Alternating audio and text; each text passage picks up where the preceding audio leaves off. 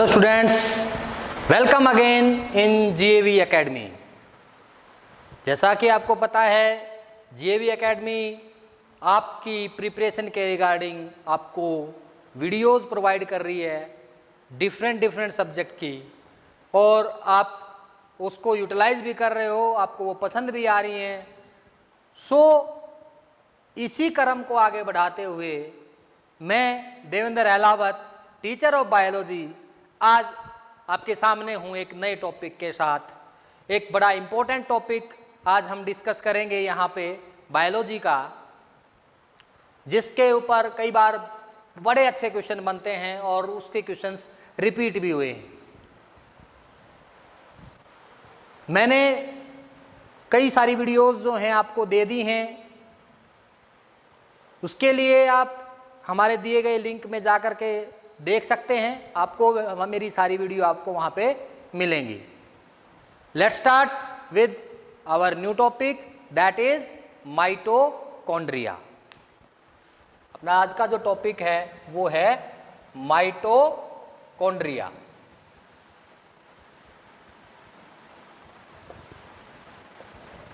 नाम आप सबने सुन रखा है। माइटोकॉन्ड्रिया को power house of the cell भी कहते हैं, एटीपी प्रोड्यूसर भी कहते हैं, एटीपी मिल्स भी कहते हैं, तो बहुत सारे इसके नाम हैं।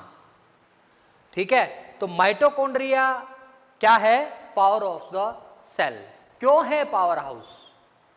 क्या रीजन है? क्यों कहते हैं हम power house of the cell mitochondria को? देखो, हमें एनर्जी की रिक्वायरमेंट होती है फॉर डूइंग वर्क। जो हम काम कर रहे हैं उसके लिए हमें एनर्जी की रिक्वायरमेंट होती है। वो एनर्जी हमें फूड से मिलती है। तो सेल को भी बेटा डिफरेंट फंक्शन करना होता है। सेल को भी वेरियस मेटाबॉलिक एक्टिविटी करनी होती है, उसको भी एनर्जी की रिक्वायरमेंट होती है। तो वो एनर्जी उसको कहाँ से मिलेगी? वो एनर्जी मिलती है उसको एटीपी से। एटीपी क्या है? Adenosine triphosphate. Adenosine triphosphate. और इसको सिंथेसाइज कौन करता है? इसको सिंथेसाइज करता है माइटोकॉन्ड्रिया। इसलिए हम इसको कहते हैं power house of the cell. Mitochondria की बात करें तो माइटोकॉन्ड्रिया दो वर्ड से मिलकर के बना है बेटा, माइटोस और कॉन्ड्रियोन। माइटोस का मतलब होता है थ्रेड, और कॉन्ड्रियोन का मतलब होता है बेटा ग्रेन्यूल्स। तो जो माइटोकॉन्ड्रिया है दोनों फॉर्म में हमें मिलेगा। ग्रेन की फॉर्म में भी मिल सकता है क्योंकि इसका साइज बहुत छोटा होता है, थ्रेड की फॉर्म में भी मिल सकता है। तो ये चीज है माइटोकॉन्ड्रिया के बारे में। माइटोकॉन्ड्रिया क्या है? Power of the cell. दूसरा, semi autonomous organelle. Semi autonomous organelle क्या होता है ये सेमी ऑटोनोमस? क्यों कहते हैं माइटोकॉन्ड्रिया को सेमी ऑटोनोमस? सबसे पहला क्वेश्चन यही राइज होता है, why we call the mitochondria as semi autonomous organelle. इसके 3 पॉइंट हैं, वो आपको याद रखने हैं। वो 3 पॉइंट क्या हैं? कि डीएनए इसका अपना होता है। माइटोकॉन्ड्रिया के पास इसका खुद का डीएनए होता है। दूसरा पॉइंट क्या है? इसके पास 70S राइबोसोम्स प्रेजेंट होते हैं। तीसरा क्या है कि भाई माइटोकॉन्ड्रिया रेप्लिकेशन कर सकता है, प्रोटीन की सिंथेसिस कर सकता है, लेकिन कुछ प्रोटीन की, स्पेसिफिक प्रोटीन की। बाकी के लिए ये डिपेंड रहता है न्यूक्लियस पे और साइटोप्लाज्म पे। इसलिए इसको कहा जाता है सेमी ऑटोनोमस ऑर्गेनली। अगर ये सारे की सारी प्रोटीन का खुद सिंथेसिस कर लेता तो इसको हम ऑटोनोमस बोलते, लेकिन ये डिपेंड है किसके ऊपर? न्यूक्लियस और साइटोप्लाज्म के ऊपर फॉर स्पेसिफिक प्रोटीन।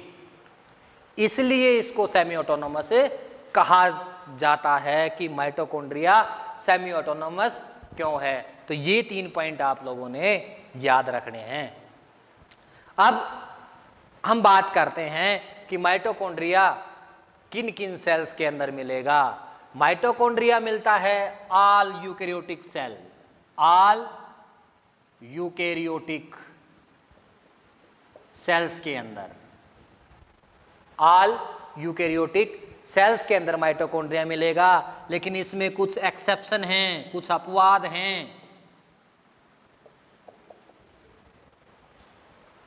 इसका मतलब ये है कि यूकैरियोट के अंदर भी कुछ सेल ऐसी हैं जिनके अंदर माइटोकॉन्ड्रिया नहीं होता। तो वो सेल कौन कौन सी हैं? तो सबसे पहले आती है मैच्योर आरबीसी।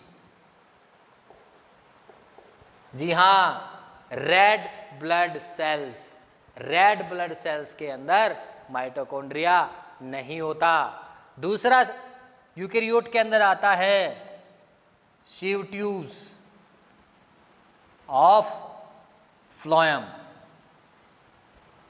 शिव ट्यूब्स के अंदर भी माइटोकॉन्ड्रिया नहीं होता, बशर्ते ये क्या हैं? यूकैरियोट है, यूकैरियोट के अंदर पाए जाने वाली ऑर्गेनेली हैं। लेकिन मैच्योर आरबीसी और शिव ट्यूब्स ऑफ फ्लोएम के अंदर माइटोकॉन्ड्रिया अब्सेंट होता है। फिर प्रोकैरियोट की बात करें। जी हाँ, प्रोकैरियोट्स के अंदर माइटोकॉन्ड्रिया कंप्लीटली अब्सेंट है। ये मैंने अपनी शुरू की वीडियो में भी बताया था। ये मेरी वीडियो का लिंक जो डिस्क्रिप्शन में दिया हुआ है, आप उन पे जाइए और उनको चेक कीजिए। ये मैं डिटेल में बता चुका। नेक्स्ट हम बात करेंगे कि जी इस माइटोकॉन्ड्रिया की डिस्कवरी किसने की थी।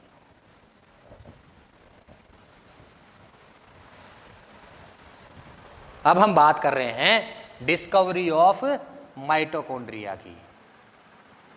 Discovery of mitochondria.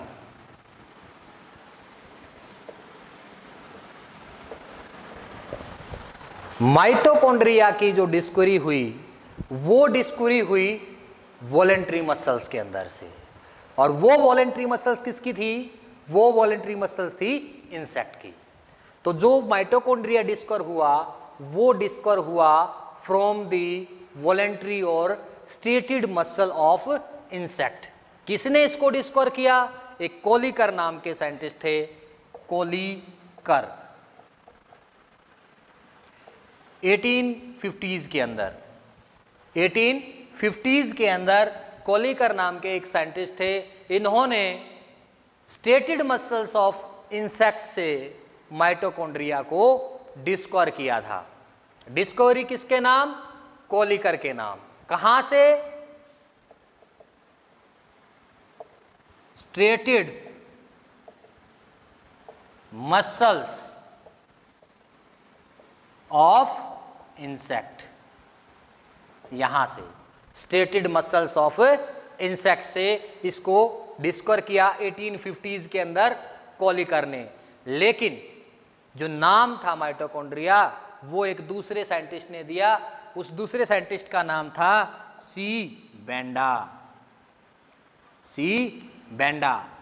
इस सी बेंडा ने इसका 1897 के अंदर नेम दिया भाई, टर्म दी माइटोकॉन्ड्रिया की। समझ में आया कि डिस्कवरी किसने की और उसकी टर्म किसने दी? ठीक है, जो माइटोकॉन्ड्रिया की टर्म है, जो नाम है, वो दिया सी बेंडा ने, डिस्कवरी करी कोलिकर ने। कई बार इसी पे क्वेश्चन बन जाता है। कई बार पूछ लेते हैं who gave the term of mitochondria, बच्चे निशान लगाते हैं कोलिकर के।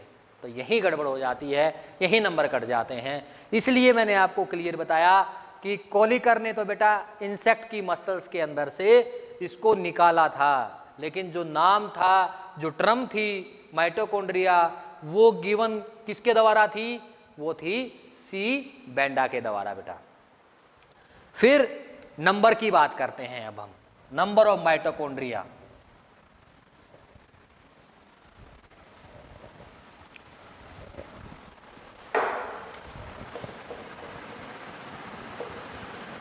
नंबर ऑफ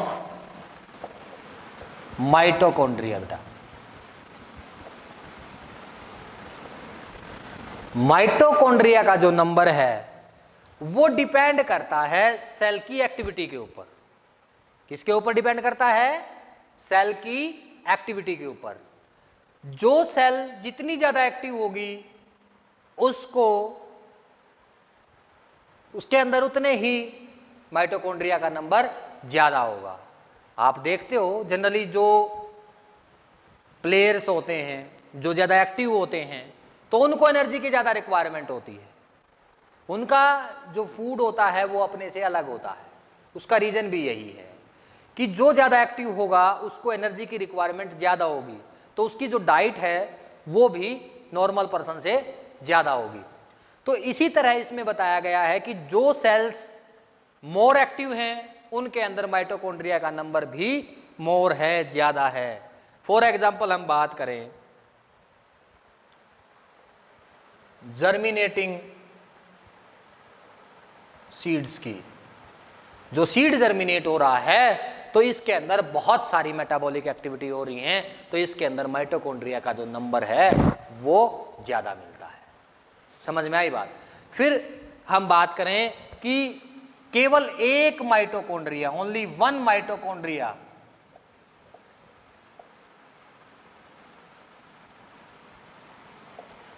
केवल एक माइटोकॉन्ड्रिया प्रेजेंट होता है किसके अंदर? ट्रिप्नोसोमा के अंदर। ट्रिप्नोसोमा, प्रोटोजोआंस आपने पढ़े हैं, कोलेरा, इसके अंदर क्लेमाइडोमोनास, क्लेमाइडोमोनास, ये ग्रीन एल्गी है, इसके अंदर भी माइटोकॉन्ड्रिया का नंबर कितना होता है? केवल एक माइटोकॉन्ड्रिया प्रेजेंट होता है इन तीनों के अंदर, ट्रिप्नोसोमा, कोलेरा और ग्रीन एल्गी, क्लेमाइडोमोनास। क्लोरेला है, सॉरी, ये क्लोरेला। उसके बाद 25 माइटोकॉन्ड्रिया, 25 माइटोकॉन्ड्रिया प्रेजेंट होते हैं ह्यूमन स्पर्म के अंदर, ह्यूमन स्पर्म के अंदर। स्पर्म का जो मिडल पीस होता है वो माइटोकॉन्ड्रिया का बना हुआ होता है। स्पर्म का जो मिडल पीस होता है वो माइटोकॉन्ड्रिया का बना हुआ होता है। ये जो मिडल पीस है ये माइटोकॉन्ड्रिया का बना हुआ है।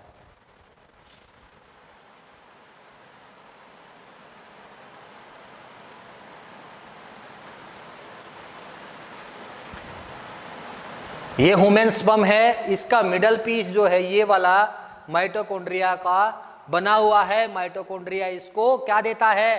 एनर्जी देता है। उस एनर्जी से ये स्विम करता है इनटू द फीमेल वेजाइना और ओवरी तक पहुंचता है। टेल इसकी मूवमेंट में हेल्प करती है।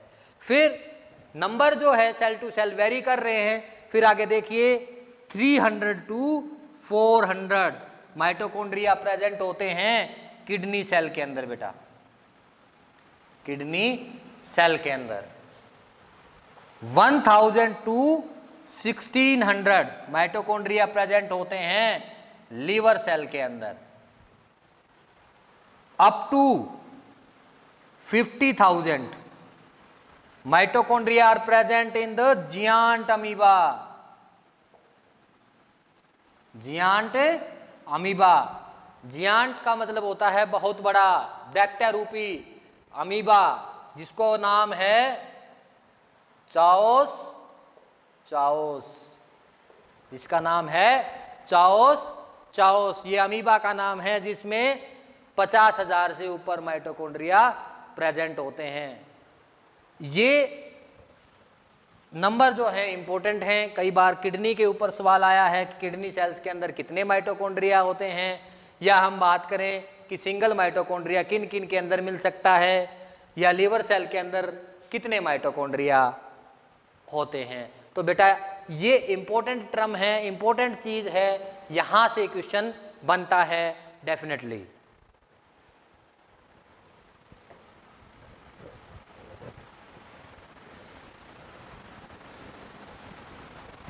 अब हमने बात की थी इसके नंबर की, अब हम बात करेंगे माइटोकॉन्ड्रिया के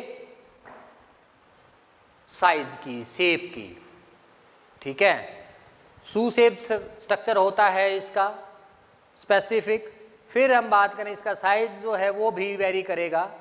वो देखिए साइज जो है वो कैसे वेरी करता है, वो साइज की बात कर रहे हैं। सेल टू सेल साइज जो है वो वेरी करता है। माइटोकॉन्ड्रिया का जो एवरेज साइज होता है वो होता है 0.5 to 1 माइक्रोमीटर। ये एवरेज साइज है बेटा, average size 0.5 to 1 micrometre general जो मिलता है, एवरेज साइज है यूकेरियोट सेल्स के अंदर जो पाया जाता है। उसके बाद नेक्स्ट हम बात करते हैं कि जी जो लेंथ होती है, लेंथ जो है माइटोकॉन्ड्रिया की वो होती है 1 to 10 माइक्रोमीटर, 1 to 10 माइक्रोमीटर ये साइज है। एवरेज साइज कितना बताया? 0.5 to 1 माइक्रोमीटर।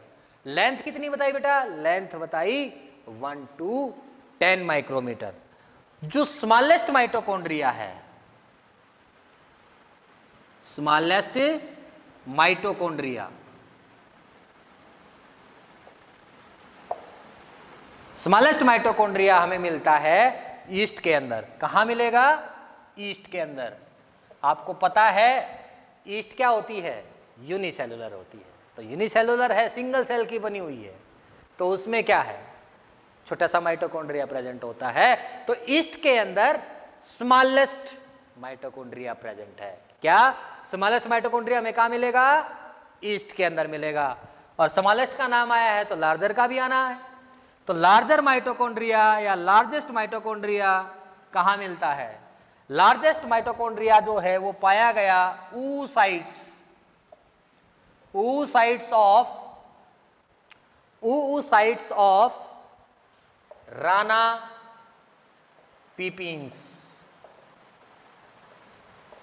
ये राना पिपिन्स क्या है? चलो बता देता हूं। राना टिग्राना का तो नाम सुना ही होगा, राना टिग्रीना। राना टिग्रीना किसका नाम है? राना टिग्रीना नाम है फ्रॉग का। राना टिग्रीना किसका नाम है? फ्रॉग का। तो यहां पे जीनस सेम है, मींस फ्रॉग से रिजेंबल करता है। डिफरेंस क्या है? स्पीसीज का। तो जो राना पिपिन्स है वो फ्रॉग की ही स्पीसीज है। उसके oocyte के अंदर लार्जेस्ट माइटोकॉन्ड्रिया देखा गया। उसका जो साइज था 20 to 40 माइक्रोमीटर था, 20 to 40 माइक्रोमीटर था। समझ आई बात भाई? अब हम बात करेंगे इसके स्ट्रक्चर की।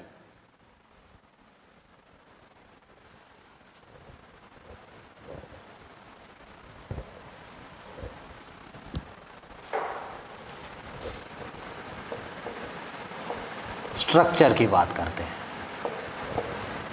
स्ट्रक्चर मैंने पहले बताया सू शेप स्ट्रक्चर होता है, डबल मेम्ब्रेन बाउंड स्ट्रक्चर है इस तरह का। देखिए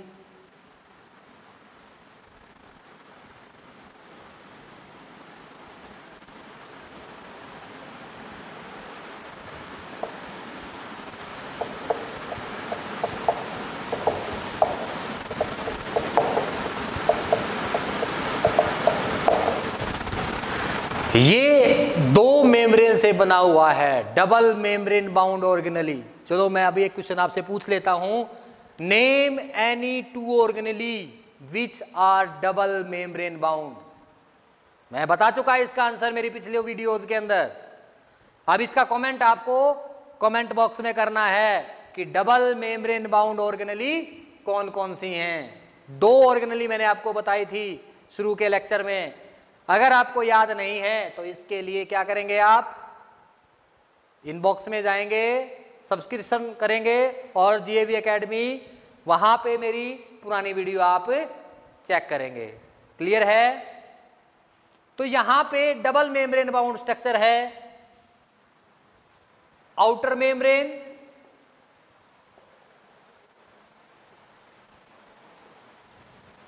inner membrane,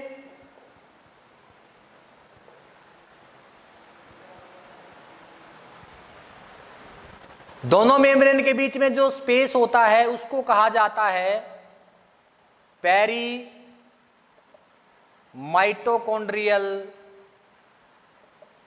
space. Peri mitochondrial space. ये फिंगर लाइक प्रोजेक्शन जो इनफोल्डिंग है इनर मेम्ब्रेन की, इनको कहा जाता है क्रिस्टे। इनको क्या कहते हैं? क्रिस्टे। इन क्रिस्टे के ऊपर पार्टिकुलर ये स्ट्रक्चर प्रेजेंट होता है इस तरह से। ये जो स्ट्रक्चर है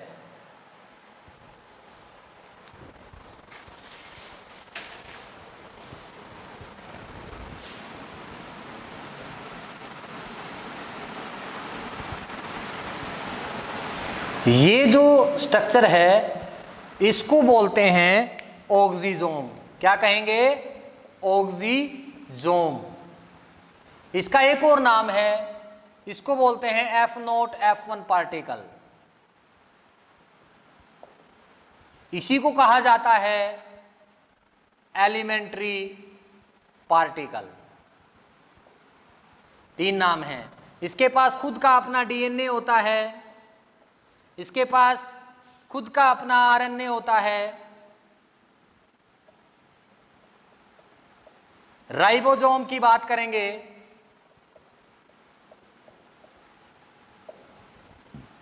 तो ये स्ट्रक्चर है माइटोकॉन्ड्रिया का। Let's discuss in detail. तो देखिए, मैंने पहले बताया कि जो माइटोकॉन्ड्रिया है वो डबल मेम्ब्रेन बाउंड स्ट्रक्चर है। मींस माइटोकॉन्ड्रिया की क्या है बेटा? 2 मेम्ब्रेन होती हैं, एक आउटर मेम्ब्रेन और एक इनर मेम्ब्रेन। जो आउटर मेम्ब्रेन है ये स्पेशियली क्या है? परमिएबल है। स्पेशियली परमिएबल है means it will allow all the things, solute, solvent, solution, सबको अलाउ करेगी। स्पेशली परमिएबल है। मैंने आपको 3 टर्म बताई थी, परमिएबल, सेमी परमिएबल और इम्परमिएबल। इनका डिटेल भी आपको बताया था। इसके लिए आप मेरी पुरानी वीडियो चेक कीजिए। स्पेशली परमिएबल हैं, हर एक चीज को अलाउ करेगी। लेकिन इनर जो मेम्ब्रेन है बेटा, इनर मेम्ब्रेन सिलेक्टिवली परमिएबल है।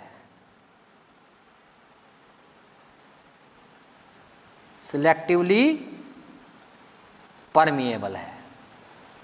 ये बेसिक सा डिफरेंस है कि वो स्पेशली परमिएबल है, मींस वो परमिट करती है सबको, लेकिन ये सेमी परमिएबल है, सिलेक्टिवली परमिएबल है। इसको आप सेमी परमिएबल भी बोल सकते हो।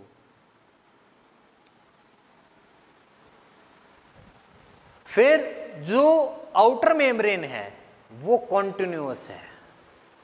वो क्या है? कॉन्टिन्यूअस है। वो इनर मेम्ब्रेन की तरह इनफोल्डिंग शो नहीं करती। इसके पास परमिएबल क्यों है? इसके पास क्या होता है?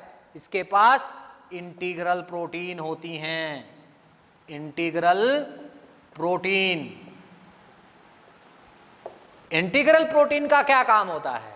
इंटीग्रल प्रोटीन का काम होता है ट्रांसपोर्ट का। क्या काम बताया? Transportation of material. Plasma membrane में मैंने इसको बताया था आपको कि जो इंटीग्रल प्रोटीन है प्लाज्मा मेम्ब्रेन की दोनों लेयर में आ जाती हैं और एक टनल का काम करती हैं। तो सेम काम यहाँ पे कर रही हैं कि जो इंटीग्रल प्रोटीन है वो मटेरियल का एक्सचेंज करा रही हैं। क्या करा रही हैं? मटेरियल का एक्सचेंज करा रही हैं। अब हम बात करेंगे इनर मेम्ब्रेन की। इनर मेम्ब्रेन मैंने पहले बताया कि सिलेक्टिवली परमिएबल है या सेमी परमिएबल है। दूसरा पॉइंट क्या है कि इनर मेम्ब्रेन ये इनफोल्डिंग शो करती है इनसाइड द मैट्रिक्स। इसको बोलते हैं, इनको बोला जाता है क्रस्ट। इनको क्या बोलते हैं? क्रस्ट बोलते हैं। और इस क्रस्ट का जो नाम है एनिमल और प्लांट में अलग अलग है। तो देखिए एनिमल की बात करते हैं। एनिमल के अंदर जो इनफोल्डिंग है इनर मेम्ब्रेन की, उसको क्या कहते हैं? उसको बोलते हैं क्रिस्टे। इसको क्या कहेंगे? क्रिस्टे। और प्लांट के केस में, प्लांट के केस में क्या कहते हैं इसको? प्लांट के केस में कहा जाता है ट्यूबुलाई और माइक्रोविलाई। प्लांट के केस में क्या कहेंगे भाई इसको? ट्यूबुलाई और माइक्रोविलाई। क्लियर है कि जो इनर मेम्ब्रेन की फोल्डिंग है उसको क्या कहते हैं? इनर मेम्ब्रेन की फोल्डिंग को क्या कहते हैं? एनिमल के अंदर क्रिस्टे बोलते हैं और प्लांट के केस में ट्यूबुलाई और माइक्रोविलाई बोलेंगे। अब देखिए जो matrix with in the membrane भरा हुआ है, जो मेम्ब्रेन के अंदर कवर्ड है, उसको कहा जाता है एम-फेज मैट्रिक्स। और जो मैट्रिक्स इन दोनों मेम्ब्रेन के बीच में है उनको कहा जाता है सी-फेज। एम-फेज और सी-फेज में क्लियर हुआ?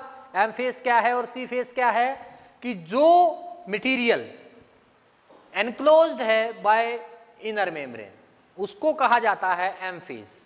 आउटसाइड या बिटवीन द पेरीमाइटोकॉन्ड्रियल स्पेस के अंदर जो लिक्विड भरा हुआ है उसको बोलते हैं सी-फेज।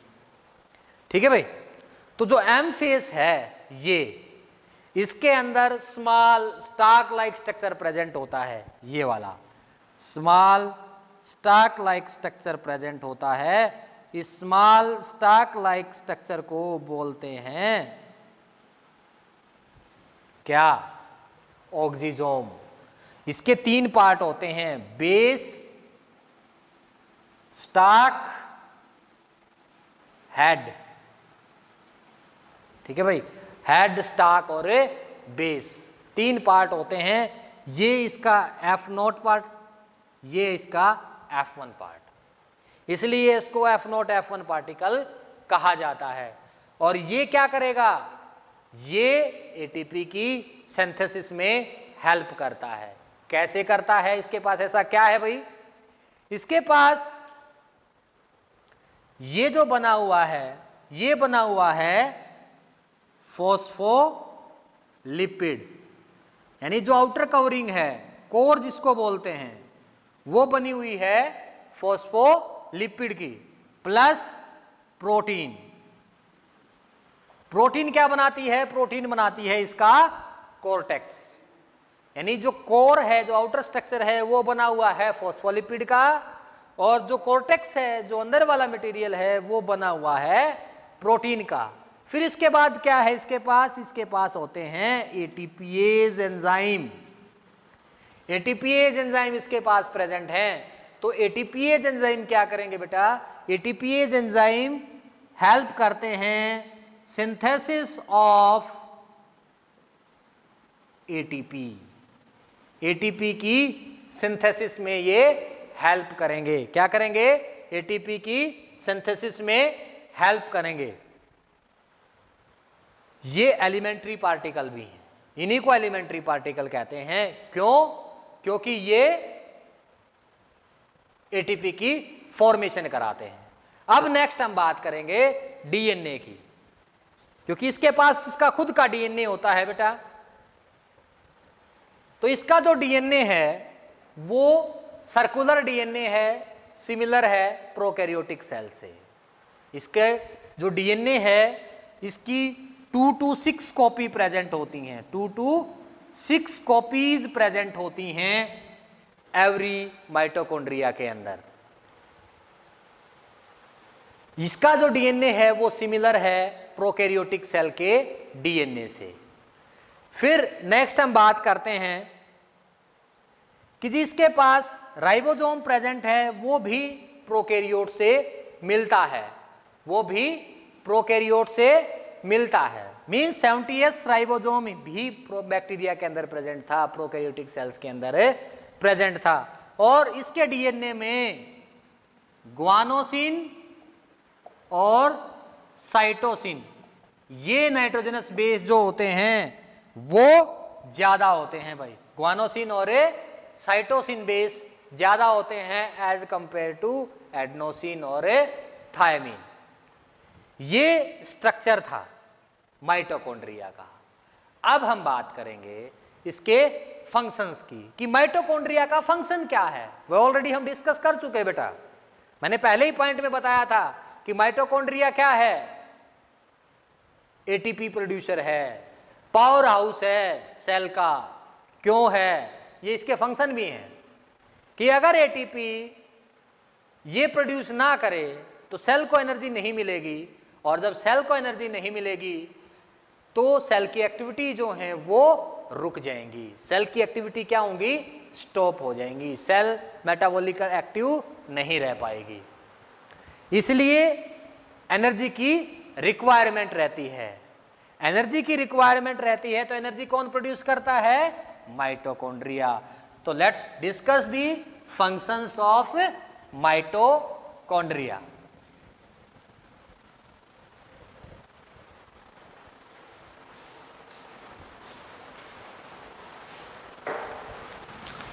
फंक्शंस की बात करते हैं बेटा।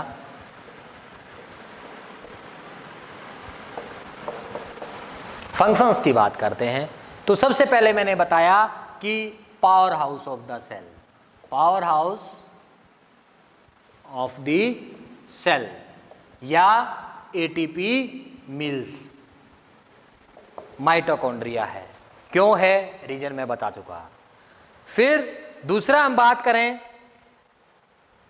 ये साइट है, site for some amino acid. ये कुछ अमाइनो एसिड की साइट है, जैसे मैंने अभी आपको बताया पर्टिकुलर प्रोटीन सिंथेसिस यहाँ होता है, ये खुद करता है। तो जो यूनिट होती हैं प्रोटीन की वो क्या होती हैं, अमाइनो एसिड्स होती हैं। फिर ये क्या करेगा, ये रेगुलेट करता है, रेगुलेट करेगा कैल्शियम आयन कंसंट्रेशन को, calcium ion concentration inside the cell, inside the cell. Cell के अंदर कैल्शियम आयन की कंसंट्रेशन को रेगुलेट कौन करता है, रेगुलेट करता है माइटोकॉन्ड्रिया। कौन करता है, माइटोकॉन्ड्रिया। फिर नेक्स्ट हम बात करते हैं कि ये बनाता है स्पर्म का मिडल पीस, ये बनाता है स्पर्म का middle piece. It forms middle piece of sperm during spermatogenesis, spermatogenesis है। जी हां, स्पर्मेटोजेनेसिस क्या है, स्पर्मेटोजेनेसिस है formation of sperm. Sperm male gamete, sperm क्या है, मेल गैमीट। तो उस स्पर्म का मिडल पीस कौन बनाता है, उस स्पर्म का मिडल पीस बनाता है अपना माइटोकॉन्ड्रिया। फिर ये कैपेबल है to produce its own DNA, means ये अपने डीएनए को रेप्लिकेट करा सकता है। It can produce its own DNA, ये अपना डीएनए खुद प्रोड्यूस कर सकता है। तो ये हम बात कर रहे थे माइटोकॉन्ड्रिया के फंक्शंस के बारे में, ठीक है बेटा, ये हम बात कर रहे थे माइटोकॉन्ड्रिया के फंक्शंस के बारे में। इससे पहले वाली जो वीडियोस हैं वो लिंक में दी हुई हैं, आप उनको वहाँ पे जा कर के चेक कर सकते हो। जीएवी एकेडमी आप जो चैनल है वो आपने सब्सक्राइब करना है और आपको हमारी सारी वीडियो हमारे लिंक में मिल जाएंगी। ये हमारा डबल मेम्ब्रेन बाउंड स्ट्रक्चर था माइटोकॉन्ड्रिया। नेक्स्ट लेक्चर में we will discuss about another double membrane bound organelle. उसका नाम आपने सब्सक्रिप्शन बॉक्स में लिख करके भेजना है। Thank you.